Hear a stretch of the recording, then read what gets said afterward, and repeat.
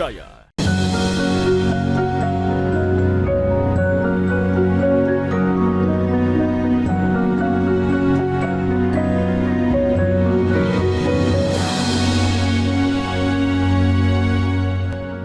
Bismillahirrahmanirrahim. Assalamualaikum warahmatullahi wabarakatuh. Alhamdulillahirabbil alamin. Alladzi bi ni'matihi tatimmus shalihat. Asyhadu an la ilaha illallah wahdahu la syarikalah. Wa asyhadu anna Muhammadan abduhu wa rasuluhu la nabiyya ba'dah. Allahumma shalli wa sallim wa barik ala nabiyyikal karim Sayyidina wa maulana Muhammadin sallallahu alaihi wasallam wa ala alihi wa sahbihi ajma'in, amma ba'd.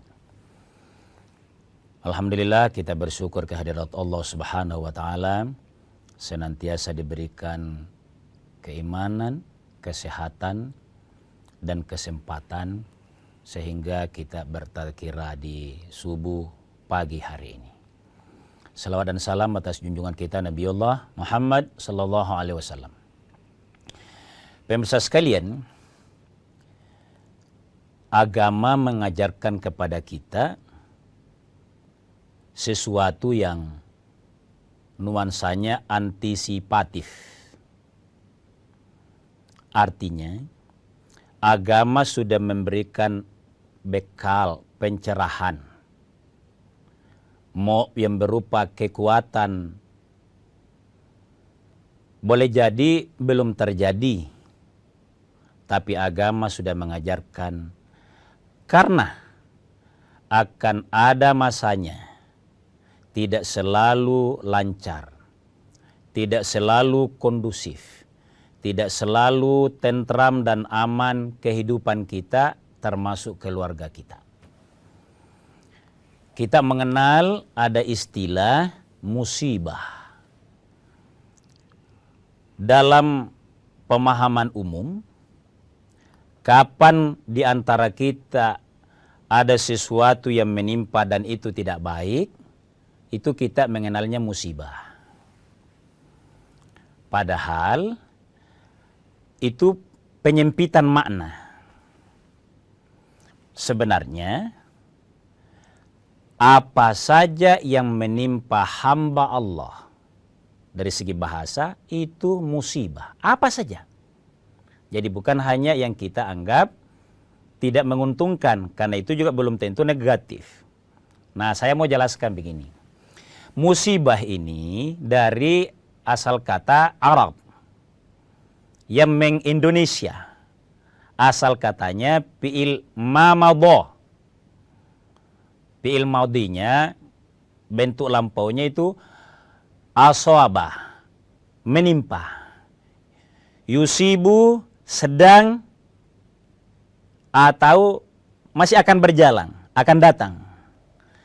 Iswabatan, musibatan, itu bentuk masdarnya.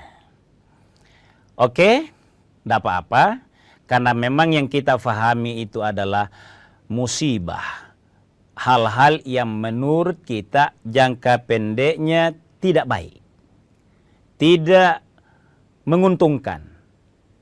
Tetapi, kenapa agama menggunakan istilah musibah? Tidak mengatakan adzambu, al-ithmu. Kenapa? Karena dalam pandangan agama yang diajarkan oleh tauhid, bahwa apa saja yang menimpa makhluk Allah, apa saja, mungkin yang asyik, yang nikmat hari ini sesuai impian, itu baik. Baik. Dan itu yang didambakan oleh umat manusia. Oleh kita orang-orang mukmin, itu yang kita mau. Tapi hal-hal yang tidak enak pun, bahkan yang mengakibatkan penderitaan sekalipun, itu juga musibah. Tapi Allah mau menegaskan jangan ponis itu sebagai dosa, sehingga tidak melahirkan kebaikan di akhirnya. Cantik sekali ini agama. Jadi kalau muslim mukmin yang menggunakan istilah musibah, pasti ada nuansanya, endingnya mau ada manfaatnya. Dan begitu memang maksud Allah memberikan musibah kepada makhluknya. Oleh karena izin, saya mau bacakan dalil pokok tentang musibah itu. Pada saat Allah berfirman begini, Qul, sampaikan wahai Nabi, kepada seluruh umatmu, sahabatmu, ulama-ulama ijtihadmu, ulama-ulama sesudahnya, tabi'in, sampai kepada seluruh saja umatmu.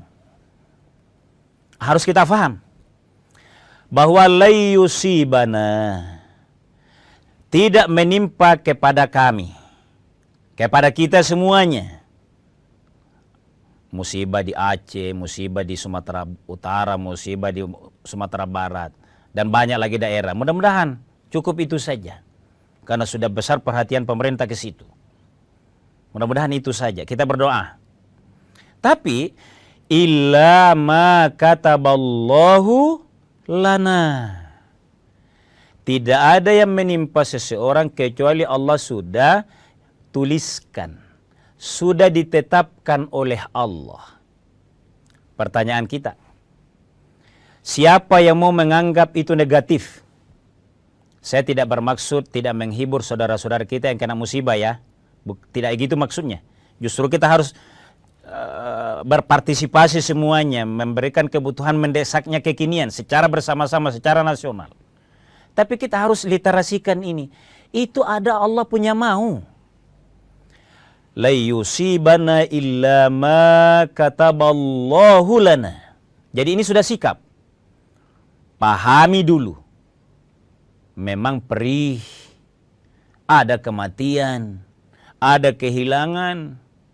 Bahkan kita terenyuh. Banyak saudara kita di Aceh, Sumatera sana meninggal gara-gara makanan tidak ada.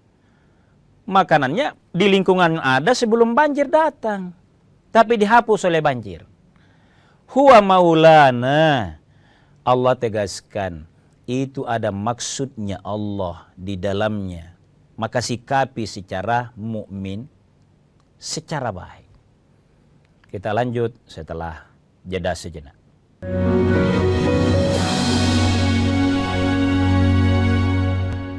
Siapapun bisa jadi media, pemengaruh, bahkan pendengung. Tapi kebenarannya dapatkah dipertanggungjawabkan? Percayalah, hanya pada sumber independen yang menjunjung tinggi prinsip jurnalisme dalam setiap tayangan terbaiknya. Ikuti saya, saudara. Rosi, Satu Meja, The Forum, Sapa Indonesia Malam Akhir Pekan, Dipo Investigasi, Kompas TV. Independen, terpercaya. Mengisi ruang informasi Anda, sejumlah informasi sudah kami rangkum dalam program Kilas Kompas. Usah khawatir, tertinggal berita dan informasi terkini. Kilas Kompas akan menyajikan sejumlah informasi lainnya untuk Anda. Karena kami merangkum semuanya untuk Anda. Singkat, Pohon tumbang menutup jalan utama. padat, terpercaya. Tetaplah bersama kami di Kilas Kompas. Kilas Kompas, setiap hari pukul 11:30 malam, live di Kompas TV. Pelanggaran hukum, ketidakadilan, keresahan sosial terjadi dan terjadi lagi. Tersangka sendiri dia melakukan aksinya itu sudah lebih dari 6 tahun. Aku pemakaian krem abal-abal itu lama banget, ada pengelupasan, terus merah. Selami peristiwa, tarik benang merah, temukan kebenaran di balik fenomena. Sasaran setiap Rabu pukul 10:30 malam di Kompas TV. Salam waspada saudara. Polisi menggerebek sarang narkoba. Waspada, tindak kejahatan ada di sekitar Anda. Akhir kisah pembunuh berantai asal Bekasi akhirnya terungkap. Identifikasi tanda-tandanya, observasi fenomenanya, persempit ruang geraknya, tangkap informasinya dalam Borgol. Senin sampai Jumat pukul 3:30 sore di Kompas TV. Dipo Investigasi setiap Senin pukul 8:30 malam. mencari tahu, mendengarkan lebih utuh dan mendalam, mempertanyakan rasa keadilan. Saya mau minta klarifikasi. Klarifikasi. Ini tanggung jawab. Bapak malu nggak sih? Apakah saya dengar permintaan maaf yang benarkah backingnya para jenderal orang-orang sekarang? Kita mengingatkan penguasa, menghibur yang papa. Rosi.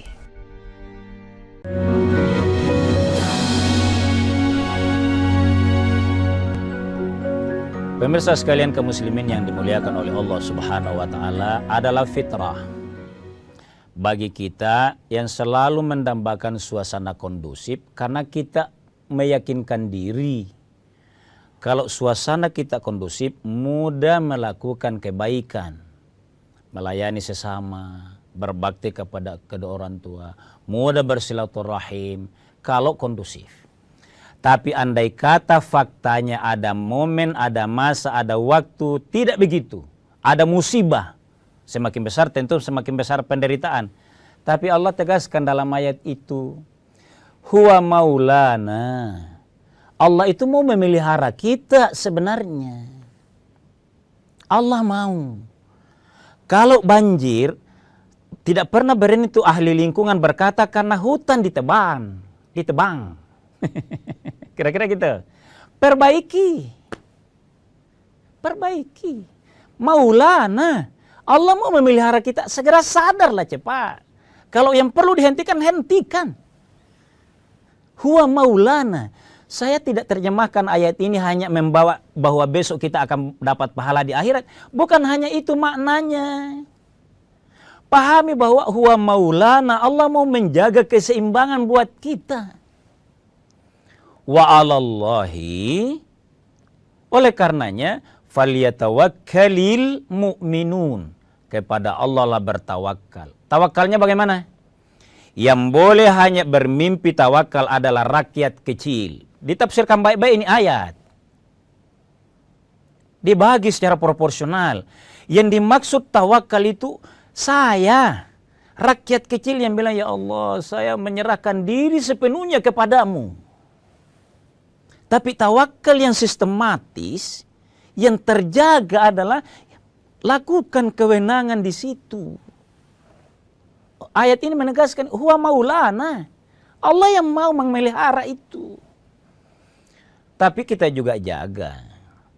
Bahwa kalau yang dimaksud itu adalah terlanjur kena musibah, terlanjur ratusan, bahkan ribuan nyawa melayang, musibah di situ, ya kita tawakal kepada Allah. Dewan Masjid menganjurkan kita semua berdoa, memberikan salat, mendoakan mereka semuanya, salat ghaib maksudnya. Itu sistematis itu. Jadi sikap mukmin yang sebenarnya bagi dua. Bagi yang punya kewenangan, sistem yang dikawal. Bagi rakyat kecil berdoa kepada Allah Subhanahu wa taala. Nabi tegaskan, sikap mukmin kalau kena musibah, ingat as-sabru inda sadamatil ula. Apabila kita kena musibah, yang dihitung itu sikap yang baik dan bersabar apabila musibah ada adalah sadamatil ula. Pada awal kena musibah. Jadi ada individu, per orang kena, kita sebisa mungkin lapang dada. Dan ini bisa saja kalau orang pandangannya lebih besar daripada musibah yang datang ke dia.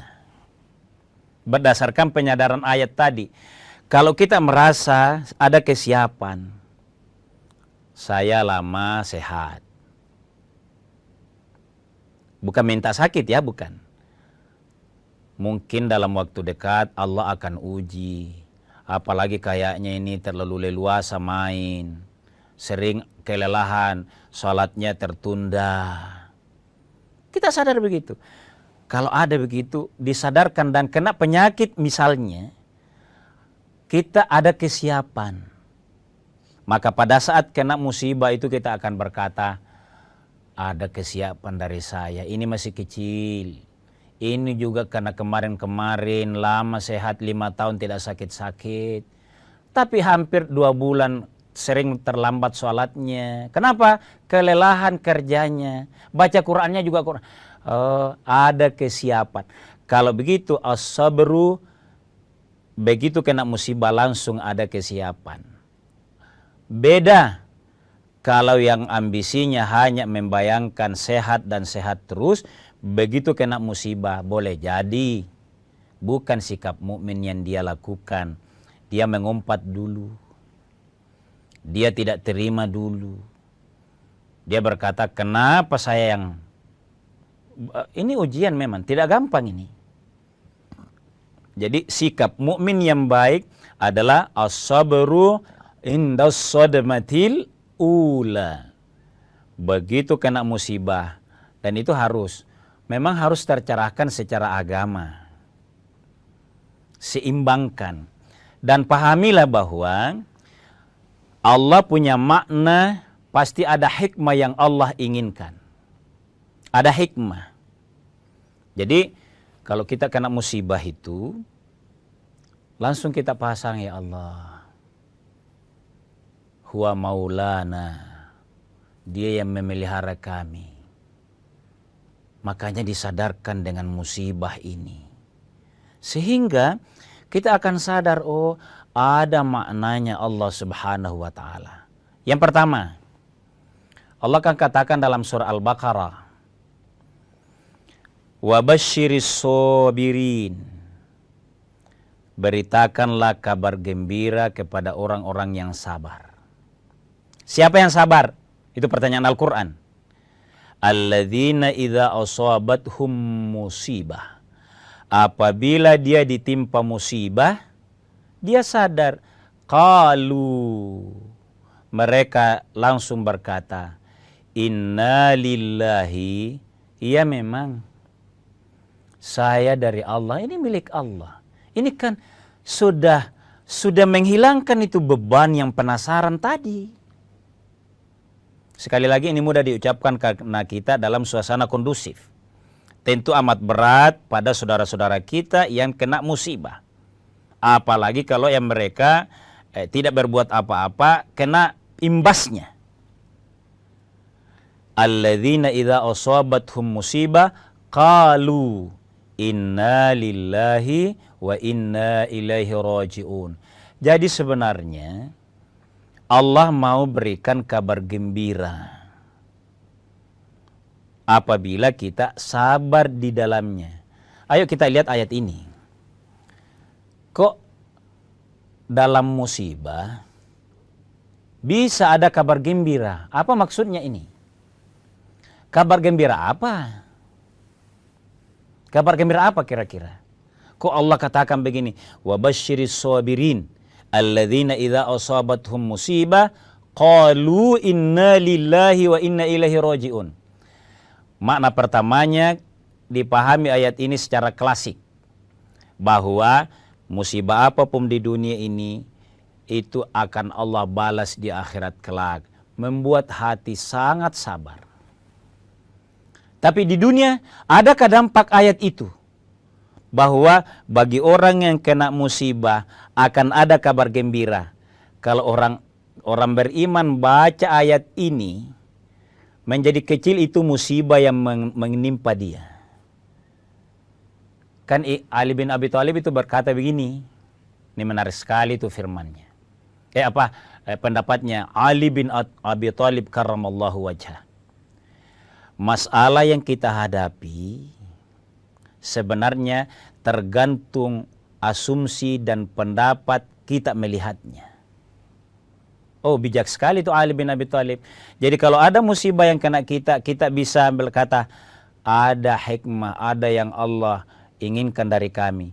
Sudah merupakan solusi kalau kita sabar menatanya. Kita lanjut setelah jeda sejenak.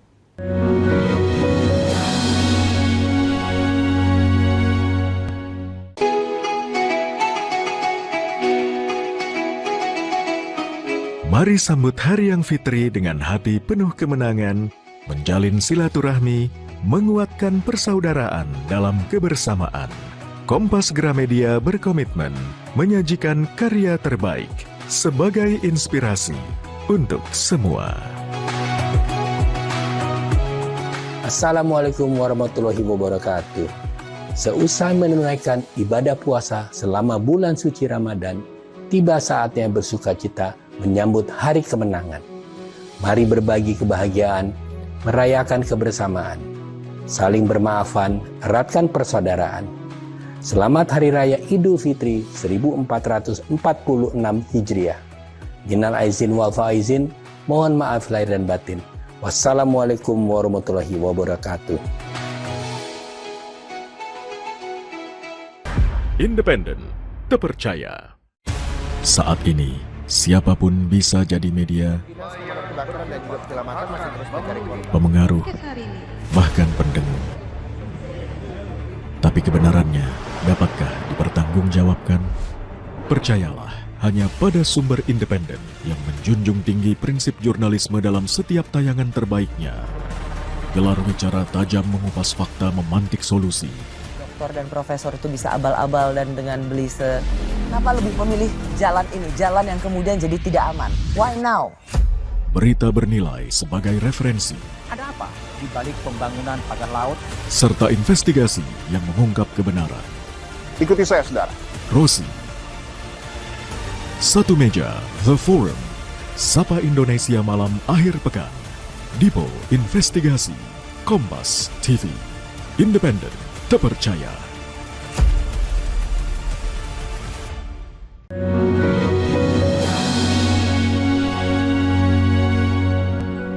Pemirsa sekalian, kaum muslimin yang dimuliakan oleh Allah Subhanahu wa taala, jadi menyikapi musibah yang pasti menimpa setiap kita tergantung tingkat besarnya musibah itu. Kalau musibah kebakaran yang massal kita anggap besar. Banjir melanda kita anggap besar. Bahkan kadangkala ada yang menganggapnya sebagai musibah nasional. Seluruh perangkat dikerahkan untuk itu. Nah, karena kita mengenai sikap, bagaimana menyikapinya lagi? Harus dijadikan muhasabah. Jadi, ada menjadi momen introspeksi diri.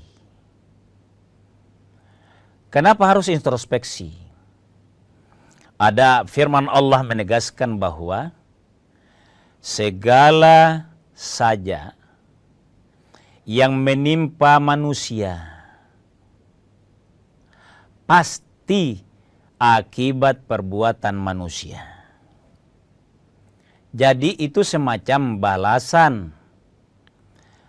Dan ini menarik bagi orang yang mau menganalisa surat Asy-Syura ini, makna dari surat Asy-Syura ini, itu tidak ada yang dibalas, tidak ada kejadian yang bukan merupakan balasan Allah akibat perbuatan manusia. Jadi ayo kita jadikan muhasabah, evaluasi secara bersama-sama. Jadi kita akan merasakan, oh ini, ayo introspeksi diri dulu. Makanya banyak orang yang doa, banyak orang yang istighfar bersama. Itu sebuah sikap muhasabah. Akan lebih bagus kalau muhasabah itu secara bersama-sama lagi, kolaborasi. Dan itu sudah banyak yang kita lakukan. Yang berikutnya hampir sama, tapi harus ada husnudzon.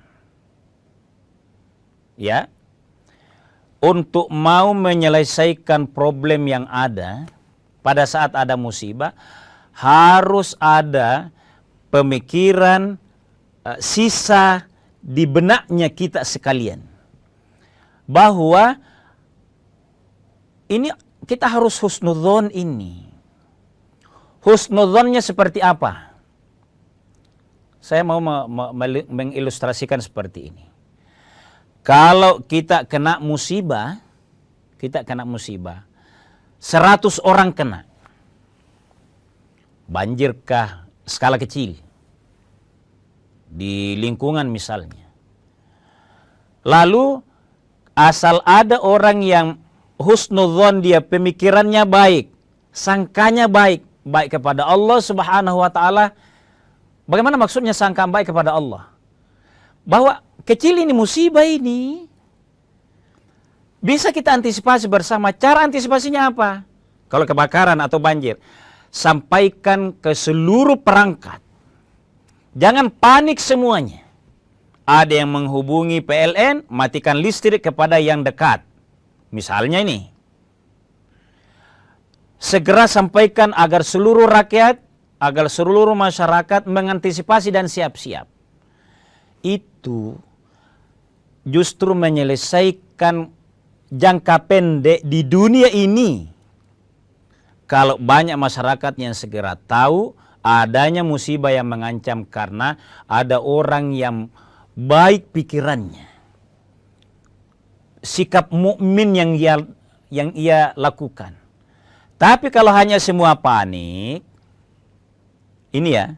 Jadi ini juga sikap ini. Kita bersyukur ya ada BNPT itu, penanggulangan bencana, BNPP, yang mengantisipasi kejadian bencana alam itu. Kita berterima kasih luar biasa. Masyarakat dilatih. Itu husnudzon sebenarnya. Tapi dalam waktu singkatnya adalah langsung saling mengingatkan. Husnudzon. Yang tidak boleh kalau seluruh kita hanya khawatir lalu mengakibatkan kepanikan. Itu dia. Harus ada yang sangat tegar, husnudzon, sehingga ada hal-hal yang positif yang bisa kita lakukan bersama. Nah dari sini itu harus dilakukan oleh sistem yang itu tadi. Tapi pada skala yang lebih individu lagi, apabila kita sangat terdesak, maka yang dilakukan jangan juga putus harapan, putus doa kepada Allah. Tetaplah, ya Allah, ini musibah. Saya ada misalnya dan ini banyak ya, ada ilmuwan, ulama yang jangkauan pikirannya untuk umat, tidak memikirkan hanya dirinya saja, tapi dia dalam posisi terbatas aksesnya. Kalau dia orang yang makbul doanya, dia melakukan tafakkur, berdoa kepada Allah Subhanahu wa taala. Bisa. Pemirsa sekalian, siapa di antara kaum muslimin yang kalau ada musibah besar seluruhnya hancur semuanya? Selalu ada cerita yang kita diinfokan oleh media. Banjir manapun, tsunami di Aceh, ada satu tempat, ada satu masjid yang dekat dengan pinggir tempat musibah, selamat. Ada lagi kemarin, misalnya musibah yang kita ungkap ini di Aceh, Sumatera. Ada lagi sebuah tempat yang baik, herang yang punya. Kenapa? Tempatnya seluruhnya hilang. Lingkungannya, tapi ada satu tempat, konon tempat di situ menyantuni anak-anak yang mau belajar. Allah kasih lewat airnya. Apa itu? Makanya saya mau menantang. Siapa yang mau bilang kalau begitu ada musibah, Allah tidak kasih isyarat di dalamnya? Maknanya, Allah siapkan, boleh jadi itu ada doa-doa yang makbul di dalamnya. Bukan hanya doa pada saat hujannya, pada saat banjirnya, boleh jadi iya. Tapi bukan hanya itu. Tapi ada tempat yang ditempati doa sama-sama. Apalagi kalau sering-sering. Kita bersyukur kepada kelompok-kelompok pengajian, kepada kelompok-kelompok majelis ta'lim, kepada jamaah-jamaah masjid yang biasakan melakukan maslahah. Ya, selain kerja baktinya, juga ada doa bersama di dalamnya. Ini menurut saya salah satu sikap mukmin menghadapi musibah kalau itu musibah datang. Tidak boleh kita anggap remeh. Wah, kenapa nak berdoa? Ayo kita bagi kepada masyarakat kecil yang mungkin kita kategorikan musibah itu kan selalu tadi ayat Allah menegaskan begitu. Walhi juga selalu melihatnya ini bukan musibah biasa, memang karena ada kerusakan yang tidak tanggung-tanggung lagi. Maka sikap orang kecil kita kategorikan sebagai kena bias atau imbasnya saja. Masih ada juga hal yang bisa dilakukan, berdoalah. Karena boleh jadi kalau doanya makbul itu memaslahatkan seluruhnya. Kalau dia orang yang kena imbas, kita bahasakan terzolimi. Doa orang terzolimi itu juga makbul di sisi Allah Subhanahu wa Ta'ala. Tapi khusus dalam musibah, ayo kita senantiasa berdoa, positive thinking, dan kita bagi orientasinya. Ada yang memegang kebijakan, sikap seperti apa yang baik, kawal sistem. Kepada orang-orang kecil dan kepada orang-orang ahli agama, ustadz, kiai, ulama, ayo sampaikan aspirasi dan kasih banyak doanya kepada Allah Subhanahu wa Ta'ala. Mudah-mudahan musibah itu jauh dari kita dengan niat mau berbuat maslahah. Bukan hanya mau nikmatnya saja. Lupa diri. Kita mau ke suasana aman dan kondusif itu melahirkan niat dan amal baik dari kita sekalian. Mohon maaf atas segala kekurangan. Hadanallahu wa iyyakum ajma'in. Allahu waliyyul muttaqin. Assalamualaikum